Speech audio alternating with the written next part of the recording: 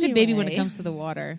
Like, well, you can share that for whatever people you're with that may want to go in the water. Well, yeah, we'll see. We'll see. Well, especially even the beaches now, all these shark attacks. Yes, they're real scary here.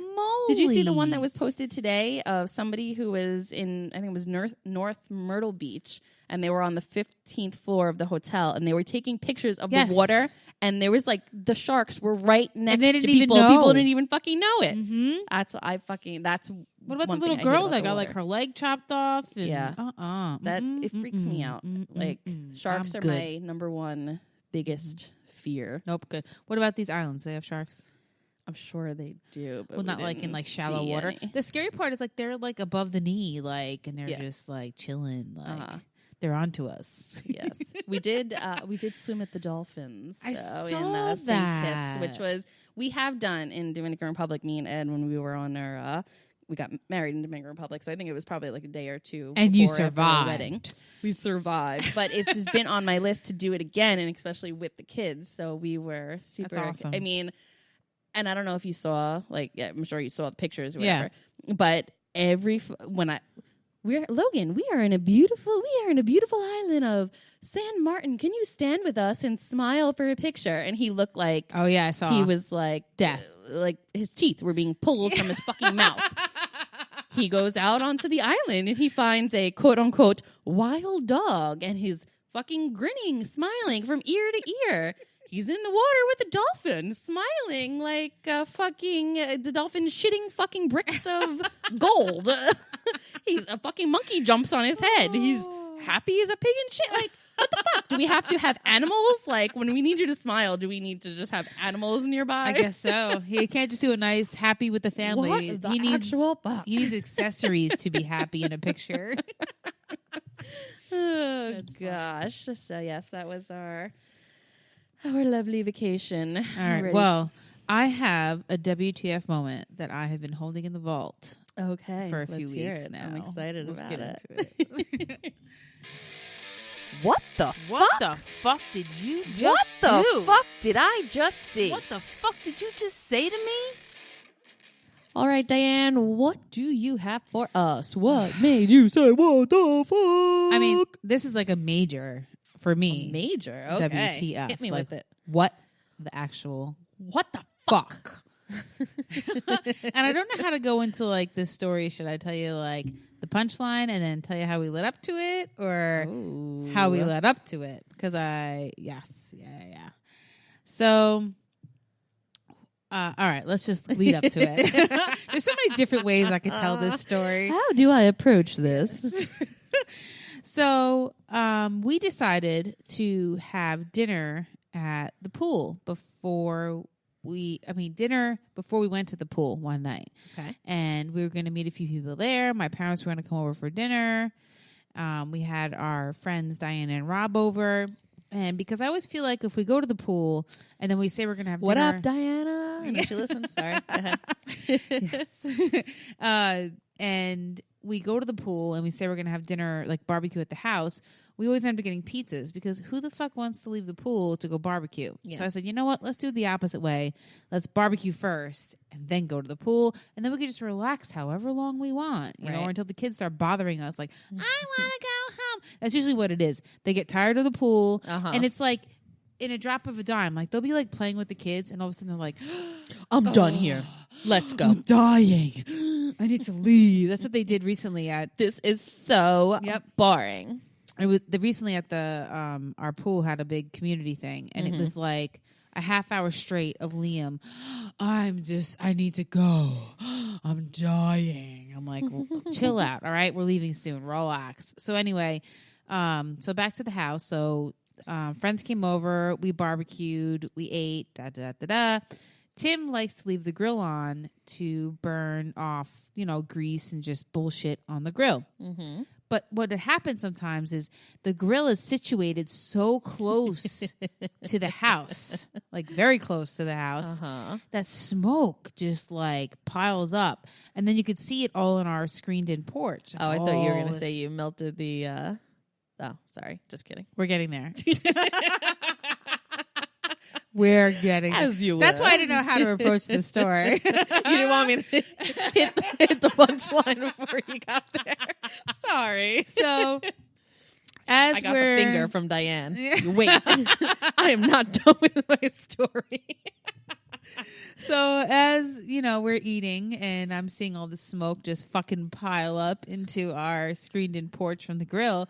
I look at him, and he's like, "I'm grilling, burning all this stuff off the grill." Like, all right, This is what it's supposed to look like. So we kind of give each other an attitude, and I felt like something else happened, and we were just like annoyed, just annoyed with each other, not like mad, just fucking annoyed, like fuck you, I've never had that feeling. I don't know what you're talking about. So the evening goes on, and I'm packing up the bag, and I'm like, "Hun, you turn the grill off?" He's like, "Yeah." Like, kind of like, I felt like, from what I recall, could be wrong, a little bit of a tude, okay? Like, Don't tell me how to do my job. I'll turn the grill off. I got the grill. Yeah. Okay. So we leave, and we go to the pool for a few hours.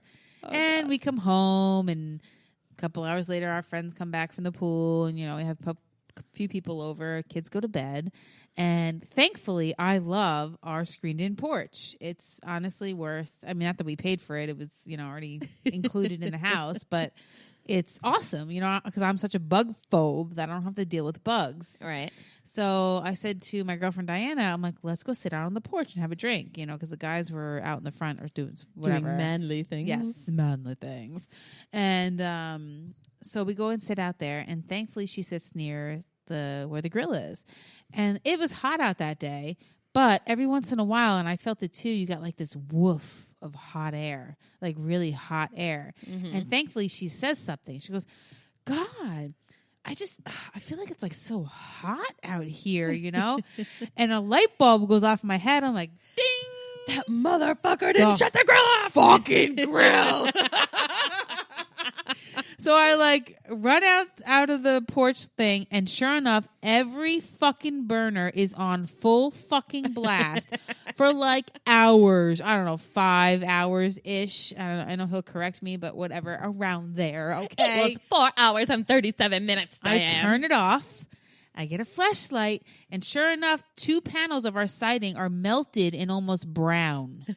They're brown tinged and melted. I'm just like, I am so happy that we came out here, because what if we didn't? Okay, the boys' room is right above that. Mm-hmm. Like, what if our house caught on fire? Like, right. That shit can happen. Mm-hmm. You know what I mean? Like, I was just when we lived in the old community, that was, I don't know if you saw it when you drive to drop the boys off at my house, but there was right on like one of the corners, somebody's house caught fire from their grill. Wow. From having it too close to the siding, and the siding started melting, and nobody saw it, and the whole house, whole side of the house went up. Oh my god, that's fucking scary. I just thank goodness that we went outside, because if we would never went outside, we wouldn't have felt the heat off the grill, and that would have kept running, and our house would have been on fire, for sure. So I was totally like, what the fuck? Are you kidding me? So like, as soon as that happened, I'm just like, all right. I thought to myself, listen, it's done. I'm not going to pitch a fit. And like, I could totally, because right now, I have the whole upper hand. Yes. I could totally go out there and bitch him the fuck out. I mean, I could really do it. But I didn't. We had company over. The high road. I did. We had company over, friends. I wanted to have a nice time. There was nothing we can do after it. So I just went out there. I told them about it. Hey, remember before when I asked you if you shut the fucking grill off? Mm-hmm. Well, you fucking didn't. Yep. And now the house is melted. Great. Yep. Mm-hmm. Thanks. Bye. So I think deep down inside, he was remorseful. I feel like I didn't get the full remorseful feeling from him that night. And I didn't want to bring the whole kid situation into it and make him feel even worse at that moment. Killed them. Thankfully they have like a little thing outside there. God, let's not even go there. But I held it all in that night, and we ended up having a really fun night, actually. But he'll never Have you exploded on him about it yet? No, but here's my thing. For now on, I'm just not even going to ask.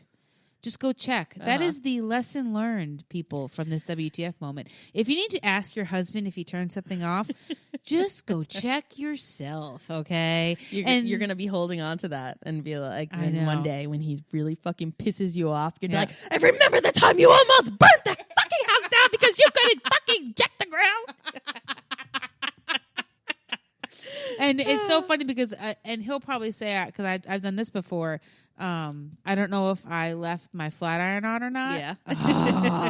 I hate that feeling. I've turned around in the car to go check. Yeah. Well, thankfully, this past Christmas, no, my birthday, he bought me a new flat iron that automatically turns off after a certain amount of time. So I've been there before, but the grill was, I was just like, what the fuck, man? And the more what the fuck reason is, I fucking asked you, did you turn the grill off? And you came at me with such certainty that you did. What the fuck, Tim? What the fuck? What you got for us, girl? Okay, so I have been trying to tell you the story for like 3 weeks now, and I have not been able to fit it into a podcast. I felt the same way about this. This happened like 3 weeks ago. That's funny. But I have to tell you the story, but I can't tell you until I can find time on the podcast to tell you. Okay. So as I mentioned, I don't know, a few episodes back, I started driving for Lyft. Yes. Okay. So I pick up I get a request or whatever the hell you call it from this guy. I pick him up at the boxcar place in Raleigh. Love that place. Yes, it's him and another guy. They're, I don't know, young, 20-ish age, somewhere around that. They're like super excited. They have What time is this? God, I don't know. It's probably like 11:30, 12-ish. I don't know. I need a time frame. I'm at night. I'm building a picture in my brain right now. Sorry. Yes. Okay. So approximately 11:45 p.m. Close to midnight. I don't know. It was Thursday. I don't even know. We what day were it was. approaching midnight on a Thursday. It was a non-foggy night. I don't know how I was going with this story. I'm not a good picture teller story, whatever the fuck I'm trying to say. Anyway, I pick up these two freaking guys. They're like super excited. They have just won, I don't know, it's like a skee ball tournament or I don't know, some nonsense that 20-something-year-olds get excited about. Okay. One guy gets in the front, the other guy gets in the back, and they're like going on and on about skee ball, yeah. So, and then okay. God, okay. They won these gift cards, and then like they're saying all these things, and the one guy sitting in the front who originally was the one who requested it, he's like, "Oh, on the way to drop us off, can you stop at Cookout? We're so hungry." I'm like, "Yeah, if you add it into the freaking thing or what?" I didn't say freaking, but I was like, add it into the thing, and I can stop there or whatever. So it's like 5 minutes away. So by the time we are now approaching Cookout, he's now like fading. You can see like he has taken a turn for his like super, drunk high to now he's crashing.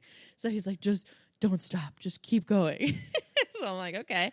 So I pass Cookout, and now we're still kind of in downtown Raleigh, but it's like kind of like where you're getting out of downtown Raleigh, and like I'm nearing this like really like heavy turn that's like on this like where like it's like an intersection type thing, like it's anyway. So I hear him going, "Ooh," and I'm like, "Oh God, do you need me to pull over?" And he's like, "Yeah."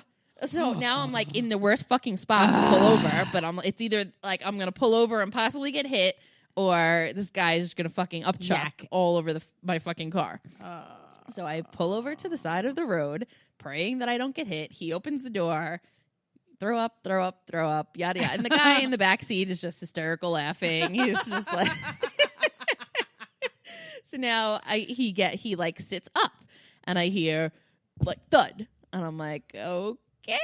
So now the guy in the back is hysterical laughing because he realizes that this guy has now just dropped his cell phone out off of his lap on down.